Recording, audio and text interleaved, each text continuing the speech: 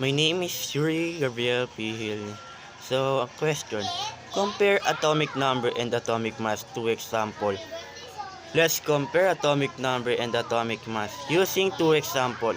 1. Hydrogen H. Atomic number. Hydrogen has an atomic number of 1, which means it has 1 proton in its nucleus. The atomic number uniquely identifies the element. Atomic mass. The atomic mass of hydrogen is approximately 1.008 atomic mass units, or AMU. This value takes into account the mass of each single proton and the small fraction for each single electron. Since hydrogen usually has no neutron in its nucleus, so its most common isotope is protium. The atomic mass is very close to the mass number of its most abundant isotope. Number 2. Carbon C. Atomic number.